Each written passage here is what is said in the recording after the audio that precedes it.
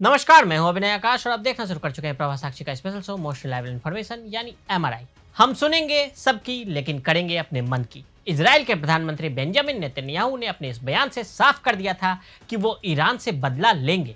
कब, कहां और कैसे, इस सवाल का जवाब आज सुबह सवेरे मिल गया, जब खबर आई कि कई दिनों की प्लानिंग के बाद इजराइल ने जुम्मे के दिन ईरान पर हमला कर दिया।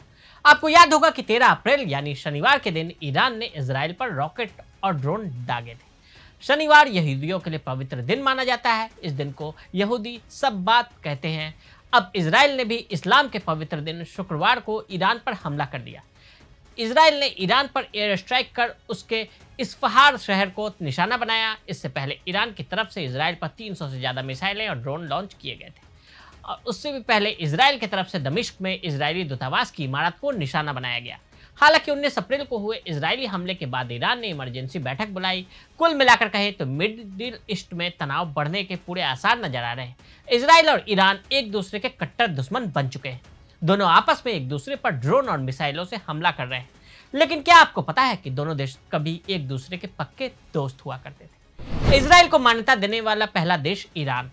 1948 में इजराइल अस्तित्व में आया। उस वक्त उसे काफ़ी चुनौतियों का सामना करना पड़ा। 1948 में अरब इजराइल वॉर हुआ और फिर 1956 में स्वेज नहर संकट, 1967 में 6 डे वॉर, 1973 का युद्ध। लेकिन ईरान कभी भी इन युद्ध में किसी भी तरफ से शामिल नहीं हुआ। इस दौरान दुनिया के अधिकतर मुस्लिम देश इजराइल के खिलाफ थे, उसे एक देश के तौर पर मान्यता देने से इनकार कर रहे थे। जब सभी मुस्लिम देश इजराइल के खिलाफ थे तब ईरान ने ही सबसे पहले इजराइल को मान्यता दी थी। इसके बाद इजराइल ने भारी तादाद में ईरान को हथियार सप्लाई करना शुरू कर दिया था। फिर ईरान की तरफ से भी इजराइल को तेल की सप्लाई की जाने लगी। दोनों देशों के बीच दोस्ती इतनी गहरी थी कि इजराइल और ईरान की खुफिया एजेंसियां टेक्नोलॉजी के साथ साथ ज्वाइंट ट्रेनिंग भी किया करते थे। इस्लामिक क्रांति के बाद शुरू हुई रिश्तों में खटास। ईरान में अयातुल्ला खुमैनी की अगुवाई में इस्लामिक क्रांति की शुरुआत हुई। इजराइल के साथ ईरान के रिश्ते खराब होने लगे। खुमैनी ने अमेरिका और इजराइल को शैतानी देश कहना शुरू कर दिया। मुस्लिम राष्ट्र की मांग उठने लगी। 1979 में ईरान पूरी तरह से मुस्लिम राष्ट्र बन गया और इसी के साथ इजराइल के साथ ईरान के रास्ते अलग हो गए। दोनों देशों के बीच आवाजाही बंद हो गई। एयर रूट को पूरी तरह से बंद कर दिया गया। दोनों देशों के कूटनीतिक संबंधों पर विराम लग गया। आगे चलकर रिश्ते और बिगड़ गए जब ईरान ने इजराइल के विरोधी सीरिया, यमन और लेबनान जैसे देशों को हथियार की सप्लाई शुरू कर दी। अब दोनों देश जंग के मुहाने पर खड़े हैं और एक दूसरे पर रॉकेट और मिसाइल दागते नजर आ रहे हैं। सीधी जंग हुई तो कौन पड़ेगा भारी? इजरायली सेना के पास 3000 से अधिक टैंक हैं, जिनमें से 441 मर्केवा MKI 455 मर्केवा MKII 454 मर्केवा MK3 175 मर्केवा MKIV और 206 सेंचुरियन मॉडल शामिल है।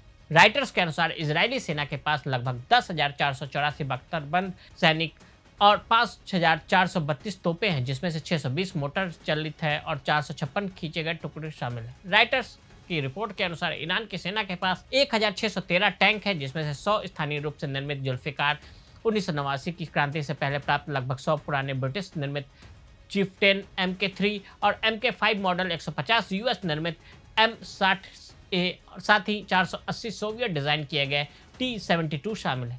तेहरान में 8196 तोपखाने हैं। इसके अलावा लगभग 640 APC भी है, जिनमें से 2010 खींचे और 800 से अधिक मोटर संचालित हैं। मिसाइल शक्ति। ईरान की लगभग 1000 रणनीतिक मिसाइलें जो पूरी खाड़ी और उससे आगे तक मार करने में सक्षम मानी जाती है। कथित तौर पर रिवोल्यूशनरी गार्ड्स द्वारा नियंत्रित है और उसमें ईरान निर्मित शहाब 1, शहाब 2 सहित लगभग 300 कम दूरी की बैलिस्टिक मिसाइलें शामिल हैं। तेहरान ने घरेलू स्तर पर शहाब 3 रणनीतिक मध्यवर्ती दूरी की बैलिस्टिक मिसाइलों का भी उत्पादन किया है, जिसकी अनुमानित सीमा 1000 किलोमीटर तक है।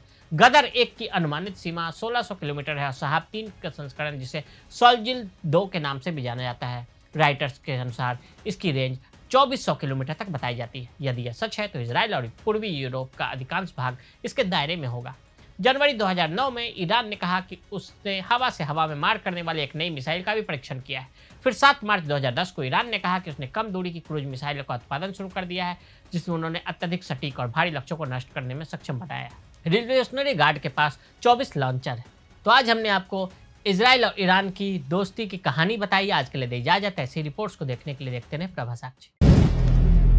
अगर आप भी लेना चाहते हैं देश दुनिया की तमाम जानकारी तो आज ही सब्सक्राइब करें हमारे चैनल को।